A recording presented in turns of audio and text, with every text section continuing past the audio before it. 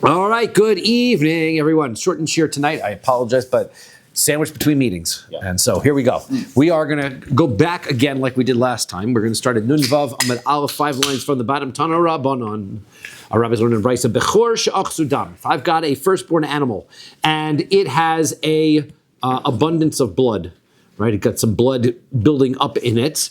And so now it's really in danger of dying as a result of this illness. So, makizin oso as adam, it's a firstborn animal. So I can I can heal it by bloodletting, right? I'll poke some of it, let the blood escape. However, I have to do so b'makom she'inos and bomum, in a place that it's not going to make a blemish on the firstborn animal, because the Torah tells us that a firstborn animal is supposed to be a korban. And once it gets a blemish, then it becomes the property of the owner or the property of the kohen who it gets given to.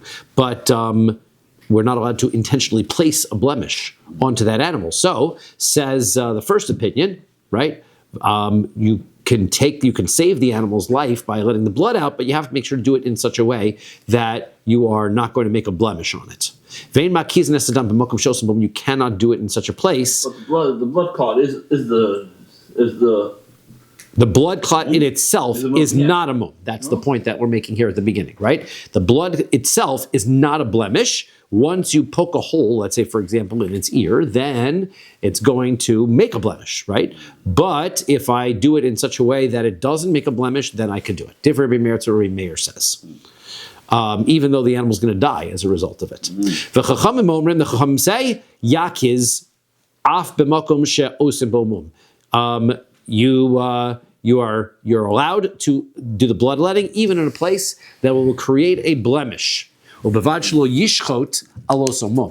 only thing is, right, you can't do shchita as the bloodletting, right? You have to let the blood out. So great, I'll just shecht it, and then I'll let the blood out. Even though it's a blemish you created yourself. So you can't. That's the issue is that, again, the blemish is not the blood is not the blemish. Therefore, the animal does not have a blemish. If you just shecht it and eat it, you haven't created a blemish. Right. What you have to do is you have to save it by letting out the blood, and even then after you do that, then it will have a blemish. Then you can do shchit on it. Okay, so now, Rabbi Shimon says, Nishchat al osomum. Rabbi Shimon says you can even, right, the blemish that you create, you can say, okay, well, that's my blemish. So now that I've created my blemish, so I can slaughter based on that blemish. So again, so 3 opinions. Number 1 is don't make a blemish. Number 2, go ahead and make a blemish, but if you make a blemish, don't use that as your blemish that you're now allowed to do shchita on it and eat it. And opinion number 3 is, no, go ahead and make a blemish, and then based on that blemish, you can say, okay, it's blemish now. Now I can shecht it.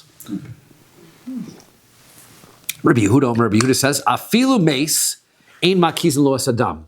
Even if the animal will die because of this, you're not allowed to create the blemish. Okay. So now let's discuss the arguments that's going on here. Amar Rabbi Chia bar Abba Amar Rabbi Yochanan. Rabbi Chia bar Abba said Rabbi Yochanan, Hakol modim b'mechametz achar mechametz. That if you've got a circumstance where we had discussed that you can't make the mincha offering into chametz. This is going to be our Pesach time. We got a lot of chametz and matzah stuff going on here. So I can't. It's flour, it's oil and water. So I can't make it into chametz. And if, let's say, part of it became chametz, right? So I can't make it more chametz again, right? I add more stuff in order to be able to help it leaven even additionally. Shehu. So he says, everyone would agree that if you make it chametz after it's already chametz, that would be a liability, because the pasuk says, how can you make chametz into chametz? It's already partially, right? You have part of it that has leavened, and part of it's risen, and now you help it rise even more, right? So, as the pasuk says, lo se'aseh chametz, and then it says lo se'afeh chametz. So, it's telling us that the action of baking is going to be a significant action, and so even though it was already kneaded, it was already turned into chametz, but then I bake it afterwards, that's going to be a separate prohibition, despite the fact that it's already chametz. So why is that? The answer is because if it's chametz, but then I do more to it after it's already chametz, I'm also liable. So therefore, that's what it teaches us. Also, the misares achar misares. Let's say somebody has damaged reproductive organs. Okay, so right. So let's say if they would do that, or not a person necessary here. We're talking about an animal, right? So somebody has neutered their animal, right? So it won't, as they call it, right? They won't be able to spade, whichever one is which. Spade is by big Bob Barker. I think spade is for female animals. Yeah. Anyway, so what they do is that, right? They would sever the vas deferens, or therefore, so they wouldn't be able to reproduce. So but you don't sever the organ completely. Right? You just make it so it can't reproduce. So if you do that, and then you do afterwards, you do more severing of the limbs, so then it's chayev. That's a violation. You can't, right? Remember, if you buy a pet, the first thing they ask you is, would you like to have it? You cannot do it. It's a prohibition. Yeah. You're not allowed to do that. So not only are you not allowed to do that, but even if it was done, if you then furthermore go further and physically castrate the animal, that will be even more of a prohibition, because the pasuk says, "Umach v'kasus v'nosuk v'charus." Right, you're not allowed to make any type of any of these castration techniques. You cannot do them in your land. So, im al kores hu chayev. So, what does it mean? So, if you have severed the testicles, right, but the rest is still there, I'll no take lo kol shekain. So for sure you'd be liable if you do complete castration, right? So therefore, why does it say you're liable for both? The answer is because if you do it in stages, you're going to be liable for both. Elo lahavi no take achar koresh chayev. So you see that all of these prohibitions, even though you've already done the prohibition, you go another step further, you're going to be liable again. Lo nechlaku ela b'matil mum b'bal mum. The argument that they're having though is, what if I have an animal that has a blemish already? Is there a prohibition about making a second blemish? Right, so this is our issue here. Because Rabbi Meir says, Kol mum lo yiyebo. You shall not put a mum onto an animal. So therefore, even if the animal already has the blood blemish, you cannot put a second blemish into that animal in order to save it. Right, so you can save the animal as long as it won't make a blemish, but you can't make a blemish. V'rabbanan savri, the Rabbanan hold tamim yiyeh l'ratzon. The pasuk says, right, that the animal instead should be pure. Well, if the animal's not pure already, it has this blemish of this blood then preserving it without a blemish is irrelevant at that point. So go ahead and make a blemish. For Rabbi Meir nami haksiv tamim yiyeh l'ratzon. How does Rabbi Meir word in the pasuk? Rabbi Meir says also it has to be a completely pure. So ahu l'mu'utei bal mum me'ikara. That is to tell me that if I have an animal that was, if an animal was already had a blemish when it was sanctified, that's not in other words, let's say an animal had an ear missing, and somebody says, this is going to be my korban. Well, it never acquires sanctity in that case. So if I put another blemish onto that animal, so then there's no prohibition at that point, right? So I couldn't hear you. Can you repeat that? Yes. Balmum meikara, I can. Dikla bialmahu. So balmum, right? So balmum. So he says, but wait a second. What are you talking about? A balmum is just a palm tree, meaning it's not a korban. It has nothing to do with korban. So what's the difference? I declare my palm tree as a korban. There's no such thing as a mum on a palm tree. I mean, it's like, if it's not a korban, it's not a korban. So what are you talking about? Ella lemuute psuli hamukdoshim laachar pidyonam. We're talking about the invalidation of holy things after they are already redeemed, right? So let's say I've got this animal that was sanctified, and now it's supposed to be a korban, and now it gets a blemish, and now somebody pays and buys it out, so they redeemed it, so the money is now holy, the animal is not, right? So if you put another blemish in it, once it's already redeemed, it doesn't invalidate it further. Because Salka Daita Chamina, I would have thought to say, Hol v'asiri begiza v'avoda, since there's a prohibition, even though the animal was holy and now it's not, and it's been redeemed, it still retains some level of prohibition. You can't shear the sheep. You're not allowed to use it as a work animal. You can eat it. You can't weigh the meat and you can't sell it in stores. It has to be treated respectfully. But it still hasn't a piece of kedusha, an element of kedusha to it. Has some special rules. If you trim or shave the sheep, you don't do respecting it because Apparently not. Apparently, because people would use the shearing of the sheep for economic purpose, right? So if you're just treating it as an economic commodity, that's beneath the dignity of a former korban. So b'mumam nami litasri. So we'd say, okay, once there's already the prohibition on it, so then a blemish also, maybe you can't put blemishes on it. Kamash malon. So therefore, this comes to tell me that no, you don't have to worry about it. Once it's redeemed, go ahead and put more blemishes on. That's what Rabbi Meir says. V'Rabbanan nami. What about the Rabbanan though? How are they going to learn that? Haksiv, the pasuk says, "Kol mum lo yebo." It says you're not allowed to put any blemishes in. So that if you're not allowed to put any blemishes in, so how come they say that you can? If it already has a blemish, you can let the blood out. So the answer is, "Hahumi boy le we need that phrase according to the following brisa: "Kol mum lo yebo." It shall not have any blemishes. Ein li ella she'ein shelo yehe bo mum. That means the animal can't have any blemish. Minayin shelo yigrom lo al yedei acherim. So how do I know that you can't cause a blemish? Because I'm not directly, I can't make a blemish. But what if I set up a circumstance where the animal will be blemished? For example, shelo yanich botzek o devela al gabe ha'ozen kadei she'yavo ha'kelev v'yitlenu. You've got a cow, right? You want it to get a blemish. Right, so what you do is you take some dough or some honey and you put it on its ear and you put it out into the pasture and then you let your dog go into the pasture, right? What's going to happen is the dog is going to jump up and bite the ear, making a blemish. You cannot do that because the pasuk says, "Tamalamar kol mum," it's going to cause a blemish, and you can't, even though you didn't make a blemish, but you set up the circumstances where the blemish was inevitable. You set it up to be a blemish. That's right. So, and that's not allowed. Amar mum, the Amar kol mum. It says blemish, and then it says all blemishes. Okay, so therefore, even by causation, which normally we said by damages, has a different level of responsibility when you do causation.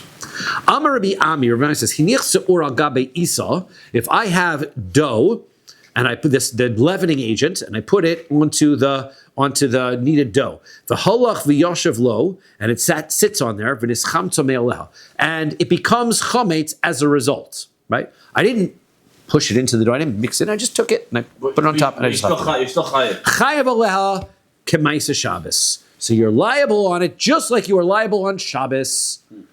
Right? Maisa Shabbos ki haygavnim yichayav. What are you talking about on Shabbos? What are you talking about? What's the circumstance that on Shabbos you just put it down and you're liable? So he says, "V'amar Rabbi Bar Chana." Didn't Rabbi Bar Chana say, "Amar Rabbi Yochanan, hiniach basar gabe gecholod." Let's say I take a steak, and I got the hot plate on, and I take the steak and I put it down on the hot plate. Hipach bo chayav. If I flip the steak, then you're liable for cooking. Lo hipach bo potter. It was not cooked before, right? Not cooked before, raw, right? Now, if I don't flip it, you're not chayav for cooking. Because uncook, if you don't flip it. But you're cooking one side. You're still chayav because you're cooking one side. Says here, you're not chayav. So Amar Rava says, "My chayav nami dekamar k'maiset soli shel Shabbos." We're saying Ma'aser Shabbos isn't that it's exactly like Shabbos, but he means that you are liable for just putting it down, which in the Shabbos case means that you need to flip it. Right? The case by the dough, you didn't need to flip it, you just put it down. Right. Okay, so that's it. So now, let's talk about the Shabbos case, because Yehuda's like, why aren't you liable for cooking it on the one side? Right? That's bothering you. Yeah. Gufa, let's talk about this for a moment. Rabbi Bar says, you take the meat, you put it onto the coals. If you flip it, then you're liable. Lo hipach bo pater, but if you don't flip it, you're not. So, heichi dami, what are we talking about? What's the case? If you're telling me that it's a situation where the coals are not that hot, so you don't flip it, it's not going to cook. So pshita, then it's obvious. Obviously, don't have it hot enough to cook. So then that's why you're not liable. Forget the flipping. You're not flipping. It's just not hot enough to cook. What we mean is that even if you don't flip it, it'll cook. So then why aren't you liable if you don't flip it? You should be liable. My question. Okay, so here's the case. If you don't flip it, have a bishil mitzad echad kemachol ben drusai. It'll cook, but only on one side. The minimal amount that you need in order for it to be edible. We call that kemachol ben drusai. There was a famous thief called Ben Drusai. I don't know if Ben was his first name, but Ben Drusai is the son of Drusai. Mm-hmm. And what they would do is they would steal, and they had to eat quickly before they were caught. They couldn't hang around. So therefore, they would cook their meat fast, and it would be a third of the way cooked. and they would eat it. That's minimal edible. And in halacha, they adopted that as the definition of cooking. It becomes edible. So therefore, if you have it on one side, that it's going to cook on one side, the amount that it's going to be able to be edible, like the people of Ben Drusai eat it, so then, v'chimahapich bei bishil mishnei tzadim k'machal ben Drusai. Therefore, if you flip it, it'll cook on both sides, So the middle amount. You basically eating steak blue. If you eat it all, if it's only cooked the middle amount and only on one side, that's not cooking. If I flip it, now I've cooked the entire meat a third of the way, and now it's cooked enough. You steak blue, basically. The kamash malon, and then comes to show us the kol mitzad echad kemachal b'minshoy lo klum. If it only is cooked on one side a third of the way, blue as Yehuda says, then it's not anything, right? It's not anything. Amar Rava says v'im nitzlabo kigro geres mitzad echad b'makom echad chayev. Yeah, but here's another point though.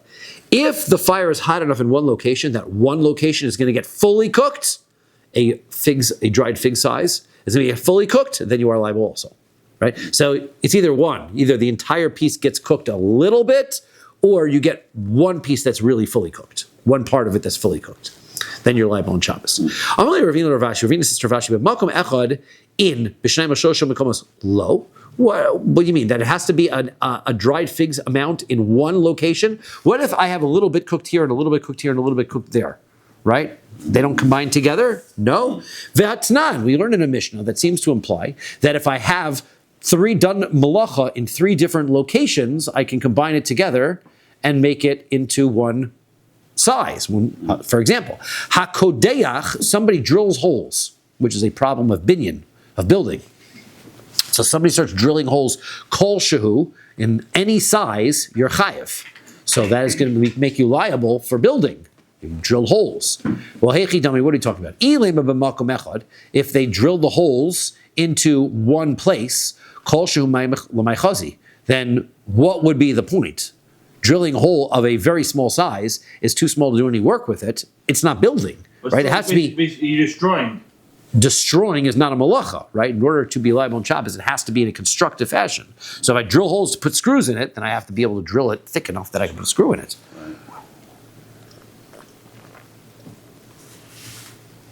Ella la b'shnai mushlo b'shoshim kavos. The chazlutzir. What happens is you're drilling small holes in 3 different locations because they can combine together.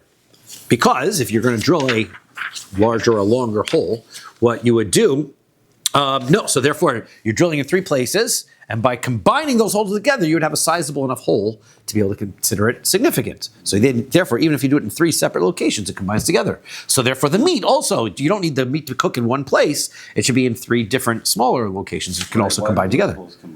Right. Well, okay. So the answer. So exactly. So low, it's not true, right? It doesn't work that way because why would that combine? It has no utility, as we say. So, b'makom echad, you drilled 3 small holes in one place. And what is that for? Dechazu lebava leaklida. Because what happens you would do is you would put the bolt of the door into it. So what you would do is, in order to drill those days, right? If you want to drill a longer hole like this, you drill one hole and then next to another hole and then next to another hole. So you get like a lengthier, so the holes in combination, because they're next to each other, are useful, right? So their electric drills didn't have interchangeable bits. That's right, exactly. That Yes. was the problem.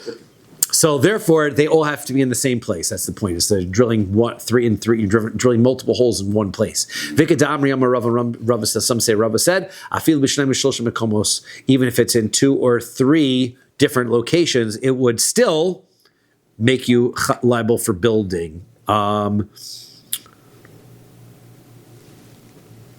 What is it useful for? I'm not sure. Right, that's still a problem. But there is an opinion that says that Rava still says that is usher.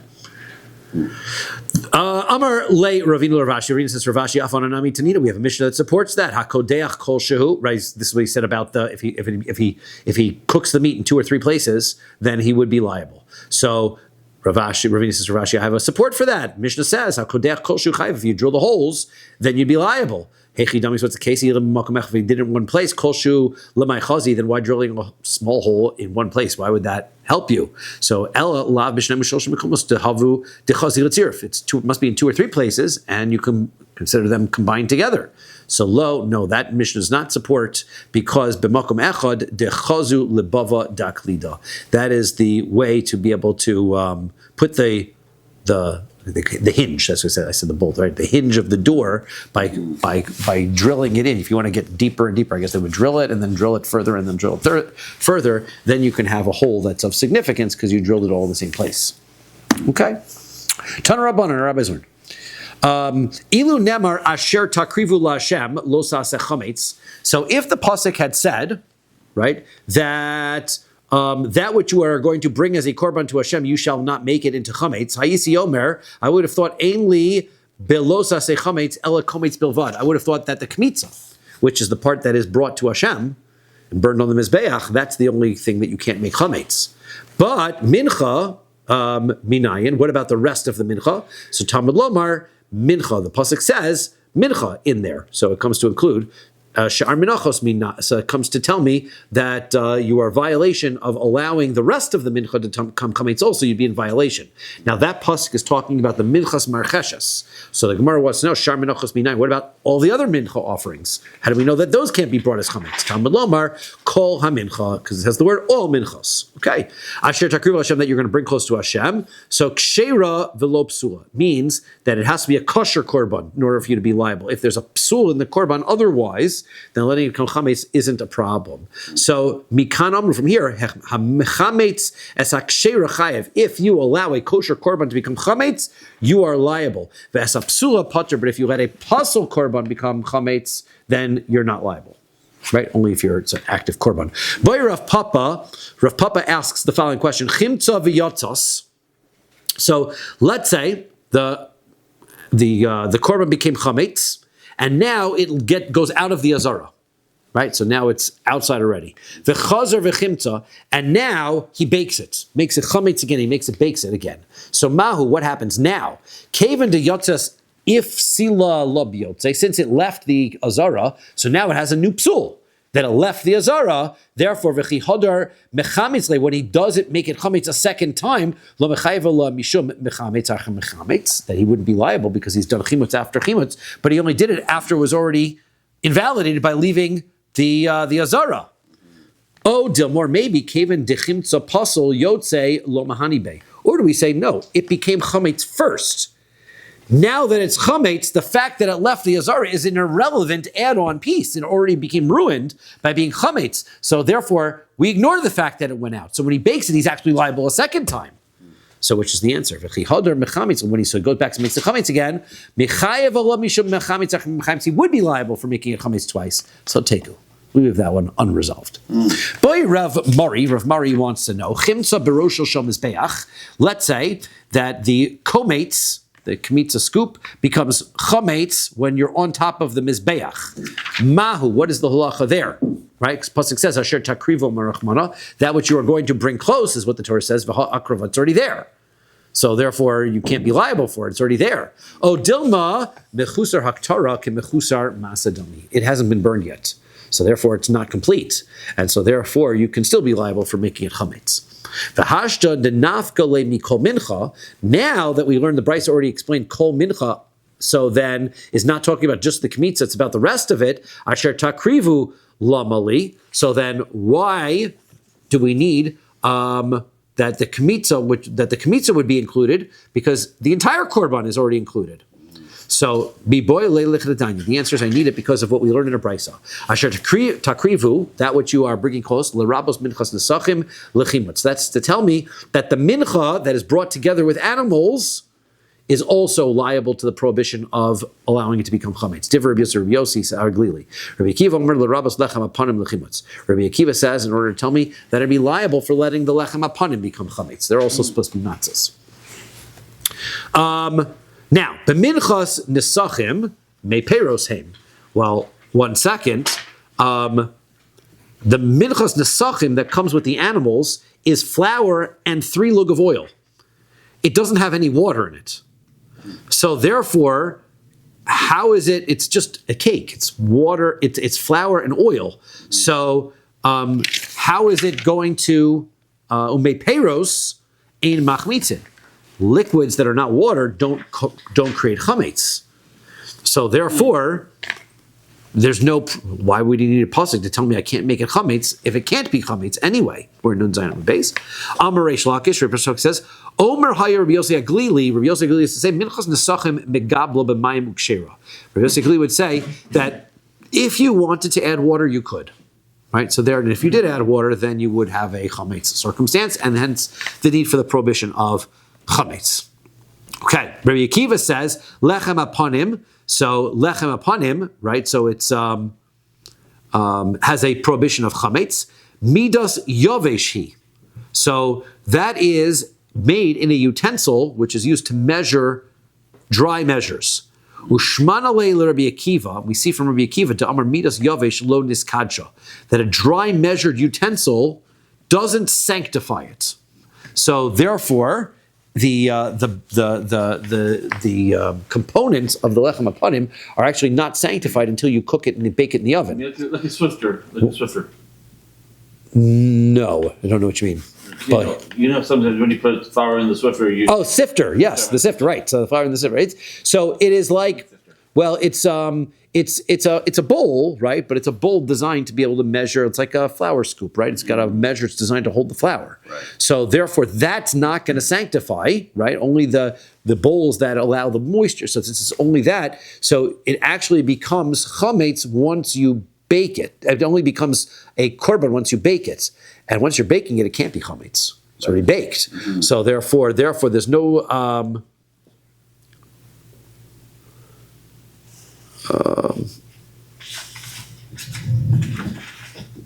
right. So it only becomes sanctified. Actually, he says it only becomes sanctified not when it's baked, but it becomes sanctified afterwards when you put it on the shulchan.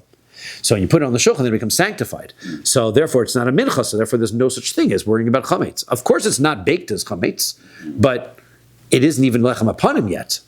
Shalach mishmei Rabbi Yochanan. They sent the name Rabbi Yochanan. Kach he hetseya shel Mishnah. So ve'epuch. So what this Mishnah was taught in this text, but it's mixed up, and you have to flip it. Asher takrivu, because it says Asher takrivu lerabos lechem aponim lechimutz.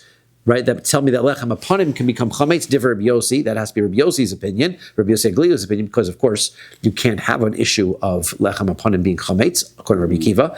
Rabbi Akiva Amar l'Rabbos minchas nesachim lechimutz, and Rabbi Akiva says minchas nesachim is the thing that we need to be able to be told not, that it should become chametz. Vaz Rabbi Yochanan l'tamei. Rabbi Yochanan has to go according to his own reasoning, because Rabbi Yochanan says Rabbi Yossi Aglili ve'echad mi talmidei Rabbi Yishmael amru Dalili, and one of the students of Rabbi Yishmael, they both said the same thing. Umanu, who was that student? Rabbi Yoshia. And who was Rabbi Yoshia? Titania, what do we learn in a brisa? Vayim shechem v'yakadesh osam. That you should, that Moshe Rabbeinu, he poured the anointing oil on the Mizbeach and its utensils, and that's how it became Kodesh. Rabbi Yoshia says, Midas halach. They needed to have utensils that they measured liquids in. That's what, so, nimshach bein mi befnim, maybe bein mi bachutz. So those utensils that are measured liquids in, so you can sanctify them by pouring on the inside of them or on the outside of them. But midas yavesh, but a utensil that measures things that are dry, nimshach mi befnim, vein nimshach mi bachutz, needs to be anointed on the inside but not on the outside. Rabbi Yonasan says, midas halach nimshach mi befnim, vein nimshach bachutz. The liquid measures are anointed on the inside but not on the outside, and midas yavesh lo nimshach kol ikar, and the measurements that are dry were never anointed at all. So this is Rabbi Yonasan. So Tedolacha, and Rabbi Yonasan says, here's my proof. Share'ein mikadeshes. The dry measured utensils don't sanctify what gets placed in them. That's the critical point that we want to say. It's like Rabbi Akiva's opinion, right? Dechsiv, as the pasuk says, "Mimosh vosechem taviu lechem tenufa." From the places that you will dwell in Eretz Yisrael, you should bring bread that is waved. Shtayim, that are two. Shnei esronim soles. They are 2 esronim of soles. Tiena chametz tiafani. You should bake them as chametz. Bikurim Hashem, they're the first fruits to Hashem, right? That's the shtei lechem that we said was chametz. So ein masay hin Hashem. When they to Hashem, la'achar shenefu. They're only Hashem's after you bake them. They're not sanctified before they are baked. I guess we can stop here, but I'm not going to figure it in a little bit. Okay, we'll pick up from there. Okay, sounds great. So no class tomorrow night, right? No class tomorrow night.